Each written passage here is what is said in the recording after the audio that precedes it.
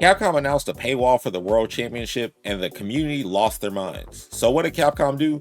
They lowered the price to $10 and people were still mad. 5 for the venue plus 5 per game. That is the same cost as your local tournament. Same price, but you get a completely different reaction. One is seen as community investment while the other is exploitation. Dropping the price didn't calm anyone down. That should tell you the argument was never really about the money. Keep that in mind because that is what this whole video is about. People treat this like it's a locals versus online or community versus competition. That is totally wrong. Both sides are talking about different things and they never actually meet in the middle. The real question is who benefits from the scene staying disorganized? And that is why the phrase support your locals keeps that question from ever coming up. They treat going to locals like it's a mandatory or moral obligation, and questioning it means you are the problem. But those same people will get upset when Capcom makes it mandatory to spend money to watch the World Championship. The logic only goes in one direction. The Blade franchise has a specific term for this, a daywalker. Half human, half vampire, a daywalker gets every advantage of being a vampire while getting to go out in sunlight with none of the weaknesses of a human. The only weakness they share with vampires is the thirst. That one cost follows them no matter what. The FGC has been operating like a daywalker for years. $1 million prize pools, Hollywood movies, celebrity cosign, stadium production, but the moment any real financial responsibility shows up, the scene is suddenly a small grassroots community that can't afford it.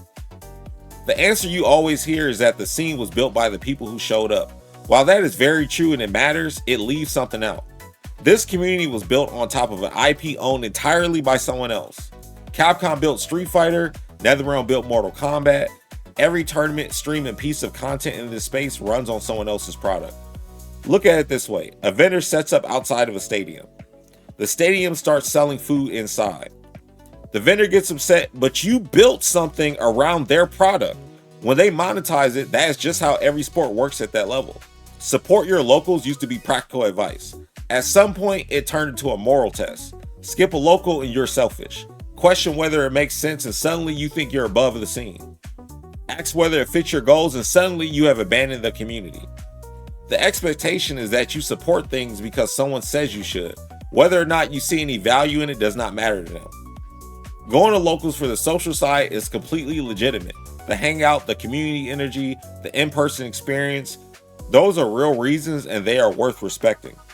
The problem is when that same logic gets pushed on every competitor regardless of what they're actually trying to do. Then there is the high level versus professional argument. That label gets used to shut the conversation down. High level and professional describe the same ability. The only difference is whether the money got won. A chess master who can beat the champion on any given day is still a master. One tournament does not change the skill level. That label has always been a way to dismiss how a competitor chooses to spend their time. At that level, time actually costs something. There's also this idea that we are all in this together. And look, you can train together, build together, run a dojo mentality with your crew, but when the tournament starts, placings go to one person. First place, second place, third place. It is not a group award. This is not High School Musical. We're not all in this together. Gas, parking, venue fee, entry, just to get in the door. Then you wait. The bracket runs slow. Most of the room is there to hang out. You get a handful of sets. The venue closes. You drive home late, drain, and wake up the next day already behind. Stack that across a month and you see the problem. For someone there for the social experience, that is a fair trade. You got what you came for. For a serious competitor, that same night costs more than it gives back every single time. I want to be transparent about where I'm coming from on this.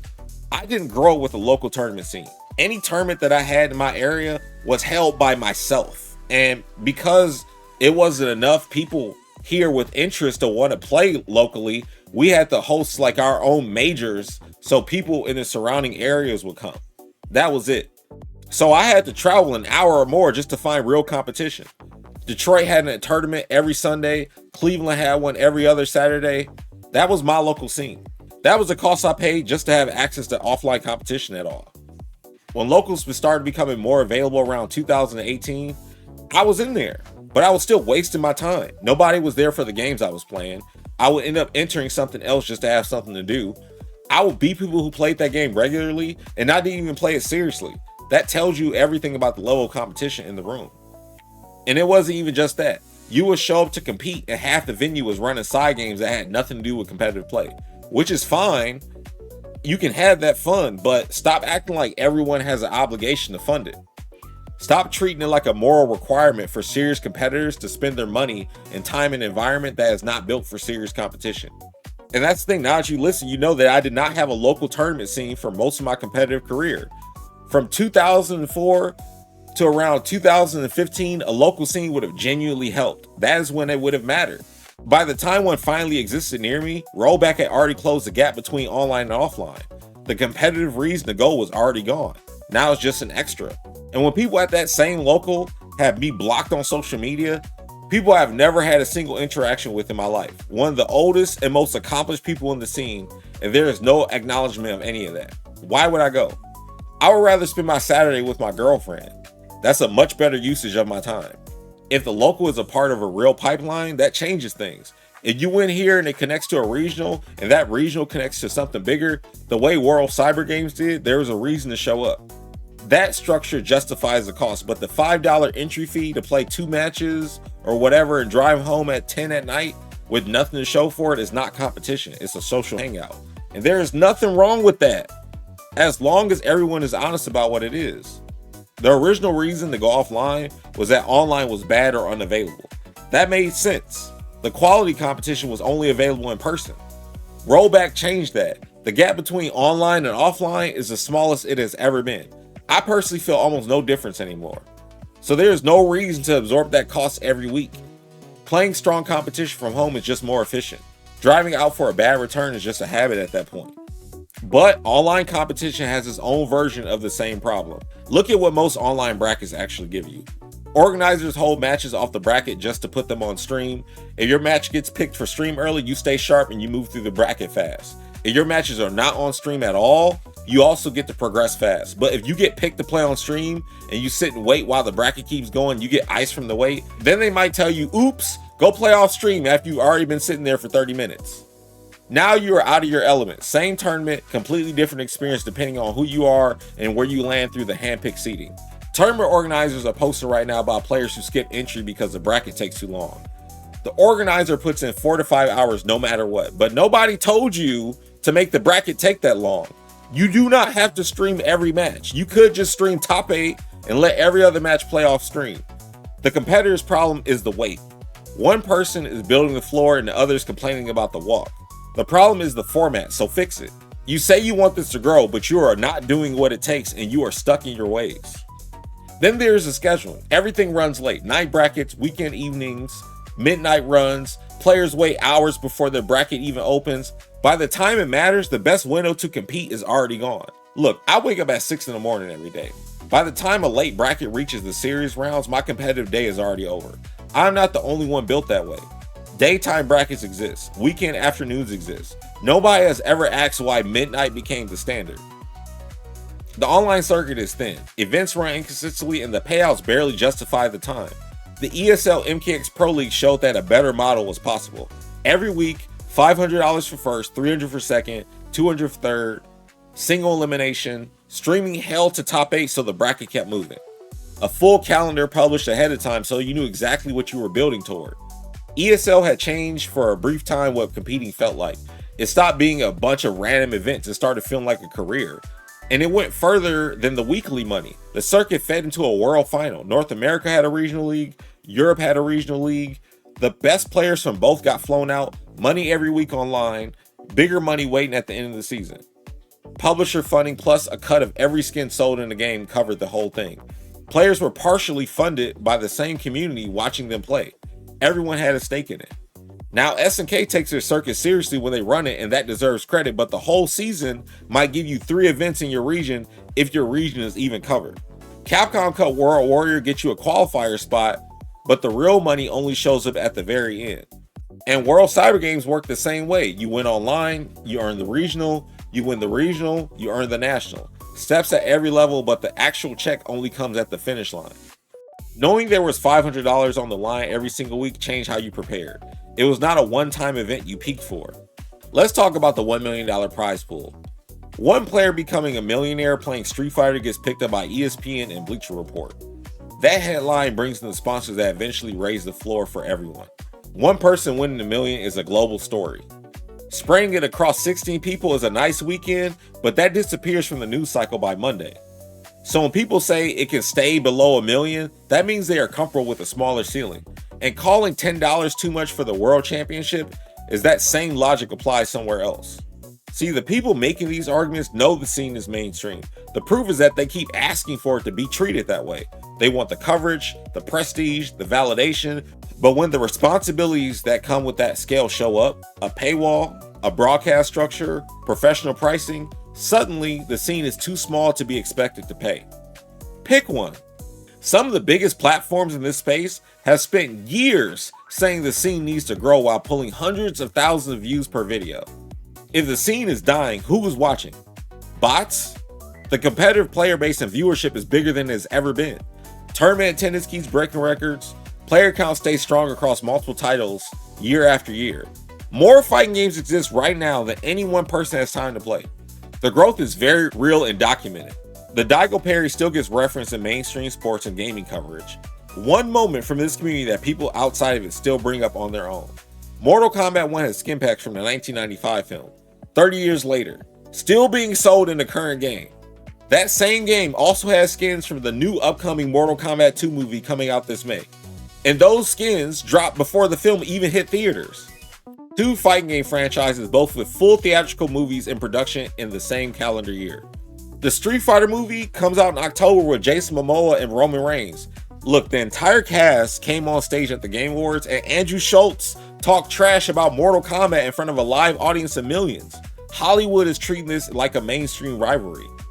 At the same Game Awards, Capcom put a community creator in a skit alongside the actress who won Best Performance for voicing Lady Dimitrescu. One line written around his identity as a fighting game person. Capcom made a deliberate decision about who represents the brand on the biggest gaming stage of the year. Street Fighter 6 shipped with community commentators built into the game as a permanent toggle. Capcom paid those people, put them in the product, and every copy sold carries their voice. That is the developer deciding that community figures are a part of what makes the game worth buying. Kenny Omega cosplayed every character in the Street Fighter 6 Season 3 roster reveal at Summer Game Fest. A world-ranked professional wrestler doing a full cosplay shoot for a fighting game roster announcement. Lil Wayne headlined the Street Fighter 6 launch. Megan Fox and John Cena did motion capture and voice work for Mortal Kombat 1. Kim Kardashian showed up to the Championship Gaming Series kickoff party in 2008. A league that was on live television with players from this community on a national broadcast with a full production crew. Jamie Lee Curtis brought her whole family to EVO in 2015 as a graduation trip.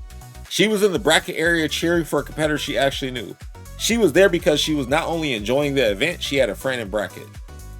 I was on television representing this scene twice, Mortal Kombat X Finals and in the Championship Gaming Series. I was also on G4 TV. I was in all those broadcasts. Street Fighter V at EVO in the Grand Finals was on television too. Hosted and commentated by Gutex, Mike Ross, and Seth Killian. I had a personal relationship with the most iconic villain in fighting game film history, built on what I built in this space. Apparently, that's what niche looks like. Someone will say the ratings were low. That is a separate argument. Low ratings means the scene was still growing. That is completely different from saying the scene was niche. Two different claims. The people combining them are the same ones saying the scene can't support real infrastructure. The infrastructure already existed. It put people from this community on television. The only question was whether the scene was going to build on that or spend the next 10 years arguing about whether it counted. 2 movie trilogies in production right now. 30 years of franchise IP still generating in-game content. Community members on national television for over 15 years. Tell me again what niche looks like? The community spent years asking to watch tournaments inside the game, so Capcom built it. The World Championship runs live on a giant screen inside the Battle Hub for free, for every player already in the game. When streamers say the $10 paywall hurts community growth, what they mean is they want to use Capcom's broadcast to build their own channels, stream the event, run ads, grow their platform on Capcom's production for free. Look, if you try to stream the Super Bowl from your phone, the NFL is going to pull it down. The UFC works the same way. Every professional sport protects their broadcasts. So the seat inside of the game is free. The stream outside of it costs $10. Capcom built the stadium and gave everyone inside a free ticket. The anger over that is the daywalker problem in plain view. The people who benefit most from support your locals as a moral standard are usually the ones running the current structure. The expectation is that competitors show up everywhere, enter everything, and go along with how things are without questioning any of it. That works well for people whose position depends on everyone else staying in line, but it leaves competitors grinding with the same broken tools. Someone starts gaining real traction and the first question is whether they pay enough dues, not what they built, how much they suffered first. There are people with 31,000 impressions on a post saying high-level players should be helping others get better at their local scene. Placings are first, second, third, fourth, fifth, not a double first. The expectation that competing at a high level means you owe the local scene your time and coaching is exactly how this works. You build something real and the first response is a claim on it. I stopped going to a local scene after winning another EVO championship and the response was that I was dodging. Not a conversation about what I had accomplished, not a question about what I was building toward. The accusation was that I owed them my presence and was avoiding it. That is the whole thing right there. The scene talks about wanting more but pulls toward the floor every time someone actually tries to build it. That is not a structural problem, that's a behavior one. The same people who talk down on esports money will take a staff job at one of those events without blinking. The objection was never about the money, it was about who was getting it. Guild has been the enforcement mechanism for years. Support your locals is just what it sounds like when it gets said out loud. No clear plan, inconsistent logistics, a payout model lapped by what existed a decade ago, an online circuit scheduled around everyone except a serious competitor, and an argument that the scene is too small for professional pricing while asking for every benefit of mainstream scale. The ceiling on this scene is genuinely high. Hollywood is in, Fortnite is in. The infrastructure is being built with or without the part of the community that keeps insisting the room stay the same size. The scene is already what people are pretending it is not. The only question is how long it's going to take for everyone inside it to act like it.